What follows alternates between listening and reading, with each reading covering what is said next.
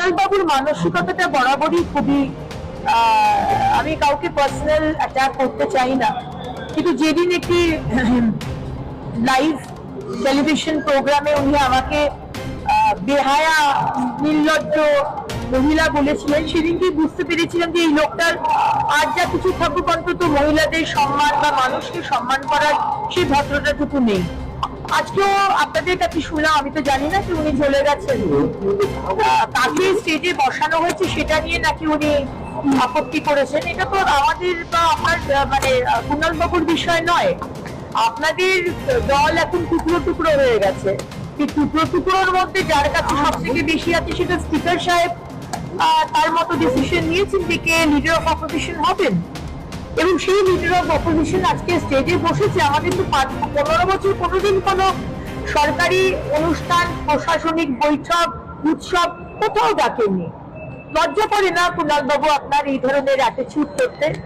আগামী প্রজন্মকে কি শেখাচ্ছেন এই নোংরা রাজনীতি করে? তাকে স্টেজে বসানো হবে, তাকে নিচে বসবে সেটা সম্পূর্ণ স্পিকার মহোদয়দের।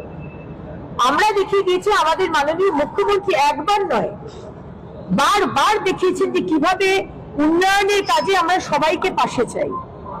হ্যাঁ, রাজনীতি হবে তখন আপনি আপনার আইডিওলজি নিয়ে কথা বলবেন, আমি আমার আইডিওলজি নিয়ে, কিন্তু রাজ্যের উন্নয়নের কাজে আমরা যে সবাইকে নিতে চাই এটা আমাদের মুখ্যমন্ত্রী বারবার বলছেন। আর আপনারা এত নোংরামো করছেন, আপনাদের এত বড় ম্যান্ডেট দিল বাংলার মানুষ আপনাদের এগেনস্টে, তারপরেও আপনাদের লজ্জা নেই, শিক্ষা নেই, খুব দুর্ভাগ্যজনক। মহুয়া মৈত্রী থেকে কুণাল ঘোষ যে ধরনের ল্যাঙ্গুয়েজ এখনো বিজেপির প্রতি বা অন্য দল প্রতি শোনা যাচ্ছে, যে ধরনের টার্ম তারা ইউজ করছেন, এত সফিস্টিকেশনের কথা বলেন, মহুয়া মৈত্রী তো নিজেকে খুব স্নবি এবং এলিট হিসেবে দাবি করেন, তার মুখে যে ধরনের ভাষা শোনা যাচ্ছে এবং ওপেনলি তিনি বলছেন বিজেপিকে এবং বিজেপির লোকজনকে বাদর বা আরো বেশ কিছু অশ্লীল কথা যেগুলো বলা সম্ভব নয়, তারপর কি মনে হয় ঔদ্ধত্যকে এতটুকু কম হচ্ছে না?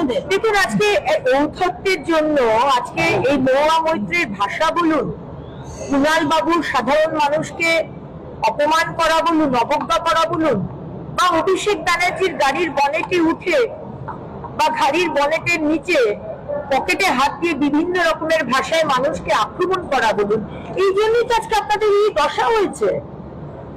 আজকে মহুয়া মৈত্রী আপনাকে দিন মারা হচ্ছে, আমরা পার্টি থেকে সেগুলোকে সম্মতি জানাইনি। আমাদের অধ্যক্ষ মহোদয়, আমাদের মুখ্যমন্ত্রী বারবার বলেছেন আমরা সেটা সমর্থন করি না, কিন্তু আপনি যে ভাষায় আরেকটি দলের কর্মীদের আক্রমণ করছেন, আপনি তো ইনস্টিটিউট করছেন মহুয়া মৈত্র। আপনি কি পাবলিসিটি পাওয়ার জন্য আর ন্যাশনাল মিডিয়াতে জায়গা পাওয়ার জন্য এটা করছেন? আমার মনে হয় হয়তো এই জন্যই আপনি করছেন। এই বাদরের বাচ্চা হনুমান বলার অধিকার আপনাকে কে দিয়েছে? মা কালীকে সিগারেট খায়, মদ খায়, আপনি তো বলেছিলেন। আপনি বারবার অপমান করেছেন। আবারও বলবো, আমরা ডিম ছোড়াকে সমর্থন করি না, কিন্তু আপনি যেভাবে করছেন অপমান, আপনি নীতি আদর্শের কথা বলেন, আপনি পাসওয়ার্ড বিক্রি করে দিয়েছেন, আপনি পাসওয়ার্ড কোনো কোম্পানিকে দিয়েছিলেন যেটা একেবারে ভারতবর্ষের সিকিউরিটির জন্য অত্যন্ত গুরুত্বপূর্ণ। আপনি যে কিছু পাননি তার বদলে তা তো নন, গিভ অ্যান্ড টেক পলিসিতে আপনার হয়েছিল। যে আপনি অন্তত নীতি আদর্শের কথা আপনার মুখ থেকে বাংলার ছেলেমেয়েরা শুনতে চায় না।